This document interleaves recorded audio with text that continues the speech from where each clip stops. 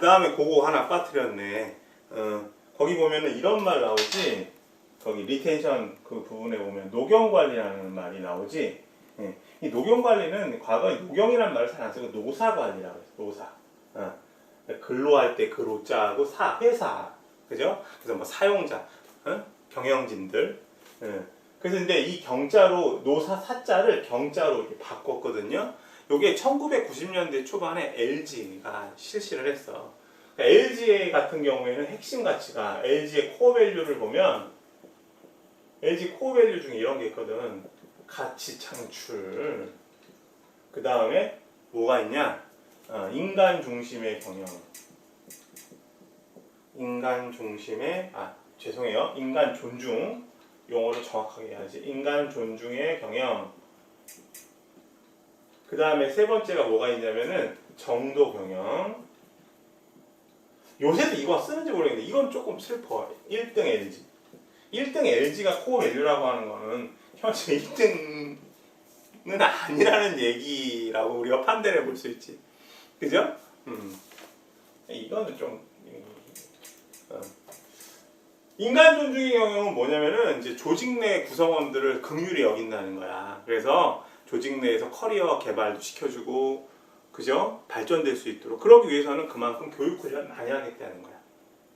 그 다음에 정도 경영은 이제 그런 경우 있잖아요. LG가 맺고 있는 여러 기업들과의 관계. 예를 들면은 뭐 LG 화학 같은 경우에는 주로 지금은 이제 LG 에너지 솔루션으로 독립을 했지만 그 기업에서 이제 배터리를 만들잖아. 그럼 배터리를 만들 때 원료 같은 거 공급해주는 업체들이 있을 거 아니야. 그런 공급자와의 어떤 관계를 갑을 관계를 형성하지 말고 아주 협력자의 관계로 가라. 이런 얘기거든요. 그리고 가치 창출은 너무나 중요하지. 근데 이 노경관리가 이 LG의 코어 밸류를 바탕으로 나왔다고. 그러니까 그 전에 보면은 이제 막 사용자들은 막 근로자들을 압박하고 월급 적게 주려고 하고 그야말로 회사 입장에서. 근데 그게 아니라 경영자와 근로자가 그야말로 상호 존중, 신뢰를 바탕으로 가치 창출을 하자라는 개념으로 노경이라는 말을 써서 지금은 이 LG에서 시작된 말인데 노사관리라는 말 대신에 노경관리라는 말로 많이 써요. 실제로 LG 이제 인사부서 쪽 보면 노경 담당이 있고요. 그래서 어려운 일 있고 그러면 근로자들 어려운 일 있고 그러면 들어주고 그래서 저도 LG 쪽 교육을 가서 이제 노경 담당하시는 분을 지금까지 노경이죠. 그분을 만나서 이제 교육과정 중에 좀 이야기를 해봤는데 풍채 좋으시더라고. 술도 잘 잡수시고 술 많이 드시잖아요. 애로사항 들으면서. 요새는 이제 그런 게 어렵지만 하여튼 그 부분이 좀 빠졌었어요. 그거 잠깐 얘기하고 그 다음에 우리 5페이지로 넘어와 봅시다. 5페이지로 넘어와서 지금 어떤 친구들은 이원 선생님 저래가지고 한 학기 동안 진도 다 마칠 수 있을까 그러는데 진도는 걱정하지 마세요. 지금 초반이니까 자세하게 갑시다. 그리고 많이 안 할게요. 초반부터 너무 힘들면 많이 하면 힘들어. 지금 우리 학기 초니까 열심히 한번 해봅시다. 자, 5페이지 보면은 이제 그 인사조직 중에서 특히 HRM이 어떻게 이제 변천을 해왔는가 시기를 한번 봅시다. 이것도 얘기하다 보면 정말 많이 길어질 수 있는데 중요한 얘기만 해볼 수 있도록 할게요. 첫 번째 이제 단계의 시기를 봐봐. 이 시기가 빨간 펜이 여기 있어서 여기 테이블이 하나 있어요. 그리고 시계도 있고, 그죠? 수업을 25분을 하는 이유가 그게 있더라고. 그 교육공학 전공하신 분들의 얘기를 들어보니까 오프라인에서 우리 보통 오프라인 대학 수업은 이제 예를 들면 전공 수업 3시간짜리다 그러면 50분씩 하잖아요. 근데 50분 정도가 그 성인이 집중할 수 있는 맥시멈 시간이에요. 근데 온라인 같은 경우에는 그 절반이라고 하더라고요. 20분에서 25분 정도. 최대 집중할 수 있는 건 한 15분. 그래서 한 25분? 그 정도로 하니까 그런 거 좀 이해하고 그리고 저도 계속 떠들면 지금 여러분들은 여러분하고 이제 강의하는 것 같지만 내 앞에는 카메라밖에 없어. 그리고 지금 보시다시피 늘 얘기하지만 우리 집이고 가끔씩 와이프가 뭐 재택근무를 할 때 코로나 때문에 이제 셔터를 눌러주고 그랬는데 그 사람 지금도 오늘 출근해서 저만 지금 집에서 있어요. 그렇죠? 자, 봅시다. 자 보시면 거기 1962년, 86년 이렇게 얘기를 했냐면 요때가 의미가 있어. 1962년도는 그 돌아가신 그 박정희 대통령이 우리나라 경제개발 5개년 계획을 시작한 무렵이야. 우리가 이제 한국전쟁 이후에 완전히 초토화가 됐잖아요. 여러 가지 산업시설들이. 그래서 경제가 발전할 길이 없으니까 박정희 대통령이 5개년 경제개발 5개년 계획을 부르짖죠. 경제개발부터 시켜야 된다. 라고 해서 우리나라 경제가 본격적으로 개발되기 시작한 거야. 그러면 이제 기업 활동이 일어나니까 어떻게 돼? 사람을 갖다가 필요로 하겠지. 조직에서, 회사에서. 그래서 그 전까지는 생각도 안 하고 대략 60년대 초반으로 잡은 거예요. 그 다음에 1986년도는 무슨 연도냐면 여러분들 기억 못 할 거야. 이때가 무슨 일이 있었냐면 이건 알지. 1988년도에 무슨 일이 있었어? 응? 응답하라 1988 보면 어떤 일이 있었어? 덕선이가 거기 나가려고 하잖아. 그 서울올림픽에서 그 국가별로 이제 입장할 때 그 국가 피켓 드는 그런 역할을 하려고 막 하잖아요. 응답하라 1988도 안 봤어요? 선생님이 그때 사람이야. 그때 중고등학생이었다고요. 자, 어찌됐건 뭐 그런 얘기 길게 하면 재미없으니까. 자, 이어서 봅시다. 자, 어찌됐건 간에 이것도 할 얘기 되게 많은데. 근데 요때는 아시안 게임이 열렸어. 아시안 게임. 아시안 게임 알지? 그 여기 올림픽. 그래서 사실 우리나라 80년대부터 이제 경제가 성장했다고 하죠. 그때 뭐 여러 가지 이슈로 인해서 경제가 발달했다고 했는데 어쨌든 요 시기 올림픽 전에 86년까지를 일기로 잡았어요. 왜냐면 우리가 올림픽 이후에 경제가 또 급속도로 더 성장을 하니까. 그치? 이때도 말할 것도 없고. 근데 이때의 인사부서의 특징은 인사부서의 역할이 사실상 그야말로 지원 역할밖에 안 돼요. 지원 역할. 물론 지금도 인사부서는 지원 역할이죠. 인사부서는 그야말로. 여러분들 이 말도 알아야 돼요. 내가 뒤에서 설명할 건데 지원이라는 말 아세요? 지원을 우리가 인사 쪽에서는 스텝이라고 한다. 스텝이 뭐야? 우리 영화 촬영할 때 예를 한번 보자. 영화 촬영할 때 예를 들어서 영화 촬영할 때 뭐 조명 스텝이라는 말 쓰지. 응? 지금 조명이 열악해요. 지금 저희 집에 있는 지금 거실 등 뭐 다 켰는데도 지금 조금 어두울 거예요. 그렇다고 내가 여기 뭐 등을 다 조명을 사서 할 수는 없잖아. 그러니까 최대한 밝게 해야지. 그래야 이제 좀 글씨도 잘 보이고 그럴 테니까. 그 조명 담당 스텝이 있고 또 뭐 있어? 분장 담당하는 사람이 있지, 그죠? 그래서 이 스텝이라는 말이 우리가 이제 지원이라고 번역을 한다고. 그러면 인사부서에서는 뭐 했냐? 어떤 지원 역할을 했냐? 주로 하는 게 지금도 이런 명칭을 쓰는 부서가 있어. 인사총무부서 이렇게. 이게 옛날식이거든요. 부서명 할 때 인사총무부서. 총무가 그야말로 여러 가지 잡다한 일 하는 거 아니야. 돈 걷고 막 이런 거, 그죠? 그러니까 옛날에는 지금과 같은 인사부서가 아니고 인사총무부서라고 해서 급여, 격리 같은 거, 경우. 회계, 그지? 돈 들어오고 나오고 이런 거. 응? 그 다음에 뭐 출근 정도? 출근을 갖다가 쓰지. 근태라고 그래요. 근태. 친구 중에 이름 근태인 친구 있을 텐데, 근태라는 이름이 있을 텐데, 근무태도, 근태. 이런 것만 보는 거야. 그러니까 근태가 쉽게 말하면 결근했는지, 지각했는지. 그야말로 상당히 쉬운 일들이죠. 급여 냈으니까 옛날에 월급 봉투 줬다? 은행에서. 나도 기억나는 게 우리 아버지 이제 70년대 보면은 지금 은행으로 이제 급여를 다 넣어주잖아요. 근데 월급 봉투가 이렇게 있었어. 그래서 각 뭐 기본급에다가, 그죠? 그 다음에 보너스에다가 기타 뭐 금액들 넣고 뭐 이렇게 해가지고. 그리고 제가 기억하기로는 의료보험이 아마 70년대 초반까지도 안 됐을 거예요. 국민의료보험이. 그것도 70년대 후반 돼서 생겼을걸? 어찌됐건 그야말로 인사부서라고 얘기하기도 부끄러울 정도로 지원업, 가장 기초적인 지원업만 했다라는 거지. 그리고 뭐 회사 내에 뭐 휴지 떨어지면 휴지 사오고 뭐 비품 관리하고 이런 거. 이게 진짜로 제가 대학교를 들어온 게 1990년대 초반이거든요. 90년대 초반. 1990년도에 어느 학교를 입학했냐면 한국외국어대학교 경영학과를 입학했어요. 1990년대 초반에. 자, 그래서 그때만 하더라도 수업이 인적자원관리 수업이 아니었어. 그냥 교과서도 인사관리 이랬다니까. 이해되셨죠? 그래서 80년대, 그러니까 초반이라고 이야기를 할게요. 초중반까지만 하더라도 상당히 인사부서의 역할을 미비했다. 이렇게 정리하시면 돼요. 자, 그 다음 시기부터 보자.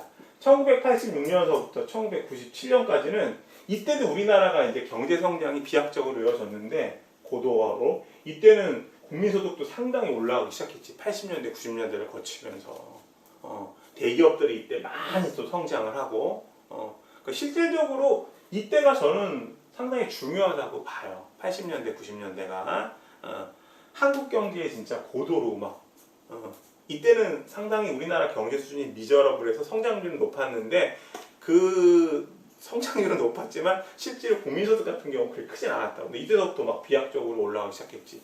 제 기억으로는 1994년도에 우리나라가 10,000불 넘었을 거예요. GDP가. 제 기억으로는. 자, 어찌 됐건 간에 요때는 그야말로 막 고도 성장이야. 그러니까 기업들이 어떻게 돼? 막 기업도 경제가 성장하니까 이거 잘 안 나오니까 펜 바꿀게요.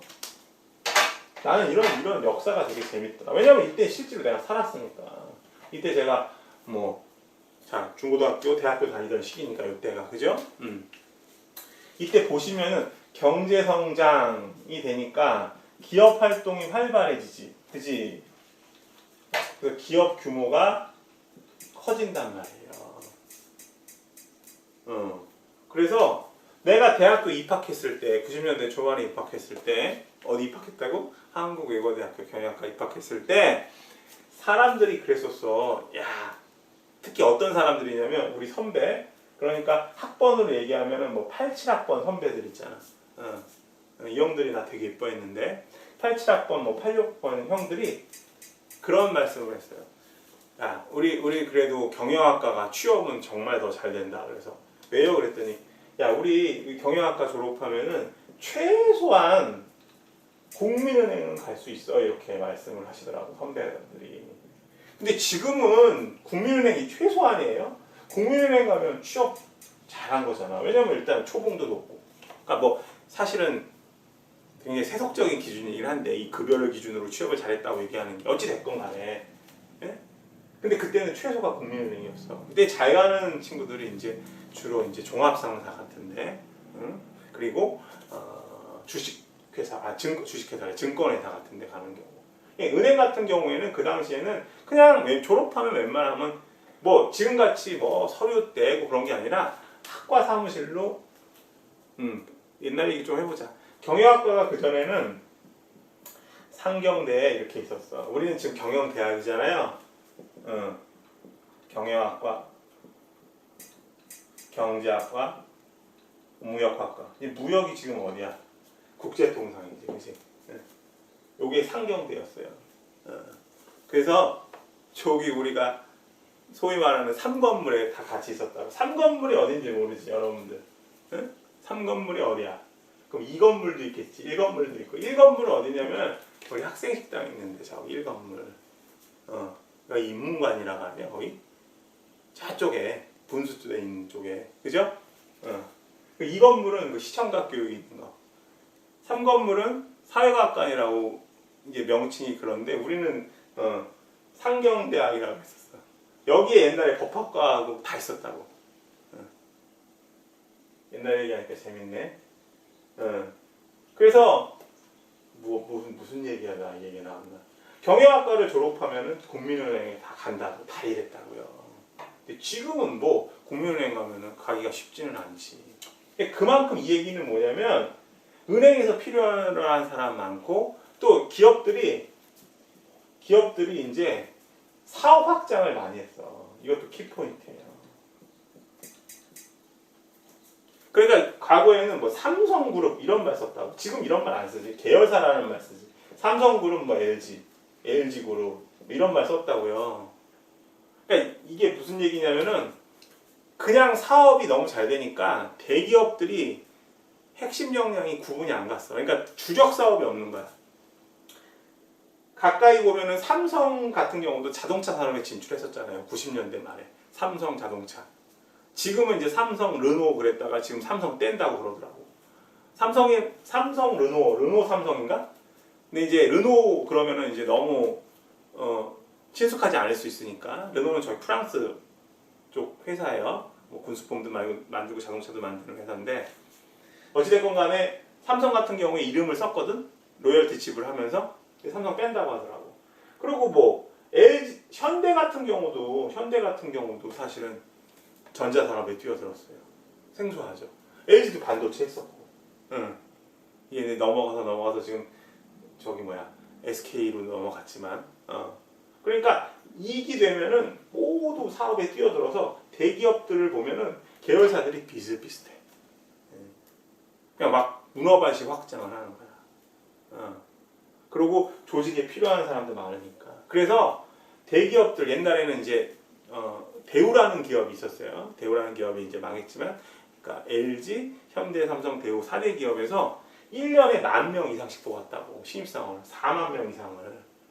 그러니까 뭐 취업 걱정이라는 거는 지금은 사실 취업 상당히 어렵잖아요. 근데 그때는 취업이 쉬웠다고요. 언제까지? 여기까지. 97년도가 언제야? IMF 터진 거. IMF 구제금융 받을 때죠. 그죠? 우리나라 부채가 너무나 그러니까 갚을 능력이 없다고 본 거지. 외환 보유고가 적어져가지고. 그죠? 달러 보유가 적어서 이 부채를 갚을 능력이 없어서. 그죠? 국가 파산이 된 거지. 그래서 요때부터 90년대 중후반부터 기업체 들어가기가 힘들어졌어요. 삼성에서 G-세대 전신 사트라는 시험이 있었잖아. 그게 도입된 게 90년대 중후반이라고. 그때부터 뭐 토익 몇 점. 기억나. 선생님 이때 취업원서 많이 썼거든요. 이때 저 같은 경우 이제 거의 졸업할 때쯤 돼가지고 선배들도 보고 이제 취업할 때 이렇게 보면은 취업 취소되는 사람들도 있었어요. 기업이 막 구조조정 일어나기 시작하지. 요 이후에 어쨌든 요 전까지는 정말로 우리나라 호황이라서 사람들을 너무 많이 뽑았다. 그래서 인적 자원 관리에 있어서 주된 활동이 채용이었어. 채용. 그래서 채용을 어떻게 하느냐. 그래서 조금 전에 말했지만 90년대 사트 시험이 1995년도부터 시작된 걸로 알아요. 그래서 뭐 여러 가지 직무 적성 검사 시험 보고 토익 같은 경우도 중요시 되지고 후반이었지만 슬슬 그런 조짐이 보였었다고요. 알겠어요? 그러니까 사람을 뽑으면 되는 거야. 잘 뽑는 게 중요한 거야. 교육 빨리 시켜서 배치하면 또 그 회사 커지고 또 성장하고 이런 식으로. 이때가 가장 취업하기 좋았던 시기 같아요. 자, 그리고 선생님 졸업할 쯤 된 후에가 언제냐면 1997년 이후. 그러니까 이제 97년 12월에 IMF 사태가 터졌으니까 98년도, 99년도는 정말 우울했지. 제가 그 세대예요, 정말. 대입도 그때 당시 자꾸 개인적인 얘기를 하는데 수험생이 100만이 넘었다고. 대입 시험 보는 사람들도. 지금은 올해 보니까 50만 명 정도 되는 것 같던데 많이 인구가 그러니까 인구가 점점 이제 줄어들고 있죠, 우리나라 같은 경우. 자, 그래서 어찌됐건 정리를 하면 1960년대부터 80년대 초중반까지만 할 때는 사실 인사부서라고 말하기가 상당히 어렵고 인적자원 관리에 영향이 그렇게 크지 않았다. 그리고 86년 이후, 1997년 이후에는 그 사이에는 사람을 뽑는 것이 상당히 중요했다. 그래서 뭐 과거에 그 고 이건희의 아버지, 그러니까 삼성을 창업한 이 고 이병철 회장 같은 경우에는 사람 뽑을 때 관상 보는 사람까지 이렇게 같이 앉혔다고 해요. 관상을 통해서 사람을 뽑았다고 해요. 그만큼 이제 뽑는 걸 중요시했던 거야. 자, 그 다음에 봅시다. 1997년 이후 2002년까지. 2002년은 사실 뭐 큰 의미는 없는데 이때도 또 기념비적인 행사가 있잖아. 우리 월드컵, 그죠? 요 5년간은 뭐였냐면 이제 그 IMF 이후 극복한 그 시기예요. 터지고 나서 졸업하던 시기. 예. 그래서 이때는 가장 이제 조직의 핵심적인 상황이 뭐냐면 부서 형태가 과부제에서 팀제로 바뀌어요. 요거 뒤에도 이제 설명을 하겠지만 과부제는 수직적인 거예요. 수직적. 이렇게 피라미드 구조고 팀제는 수평적이에요. 부서 형태가 이렇게 돼 있어요. 조금 더 이야기해 볼까? 뒤에서 이야기할 텐데 복습하면서 나중에 다. 그래서 예를 들면 이렇게 보자. 마케팅 부서 명칭이 마케팅 부야 부. 자 한자 싫어하시면 부 써볼게. 부. 그리고 과는 이 과자를 써. 과장할 때. 과부제예요. 이 부 밑에 뭐가 있냐면 이렇게 과가 있는 거야. 무슨 과 있겠어? 실제로 광고과, 그지? 광고 해야 되잖아. 뭐 광고 촉진과 혹은 광고과. 그 다음에 여기 조사과, 리서치하는 과 있어야 되잖아, 그지? 그 다음에 영업도 있겠지, 영업과. 서너 개 정도가 있어. 그래서 여기 과구 부를 합쳐서 과부제. 그리고 요 부를 이끄는 부서장은 부장, 부를 이끈다. 그리고 여기 각각의 과를 이끄는 사람은 뭐라고 했어? 과장. 이해됐어요? 과장하고 부장이 의사결정 다 하겠지. 그리고 요 과 밑에 누구 있겠어요? 과장 밑에. 네? 여기 이제 뭐 대리들 있고. 응? 그리고 뭐 대리 밑에 뭐 사원 있는 경우도 있고 주임 있고 주임 밑에 사원 있고. 그죠? 전체적으로 보면 이렇게 피라미드 형태잖아. 수직적으로. 거의 군대처럼. 그지? 그리고 몇 명 정도 될까?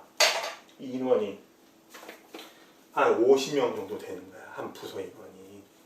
그만큼 사람들을 많이 뽑았다는 얘기지. 그 전까지는. 97년 이전까지는.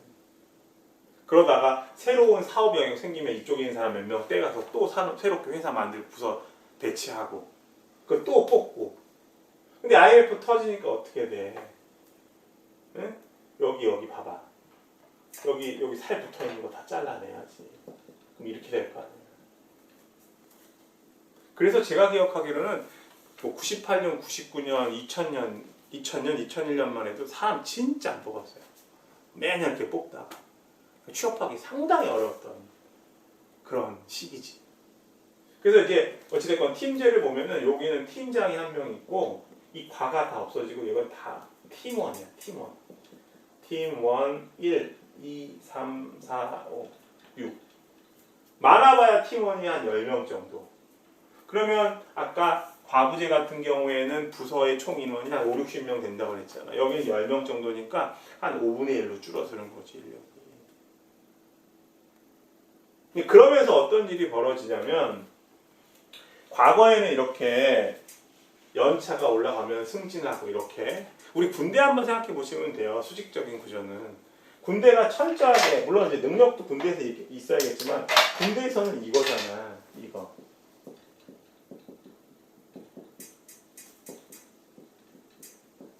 시니어리티 베이스드 시스템.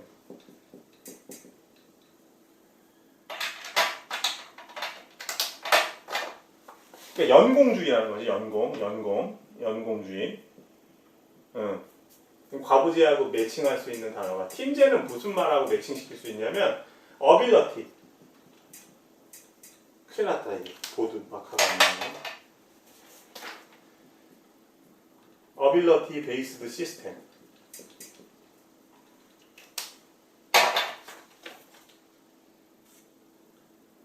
요거 이어서 4부에 할게요.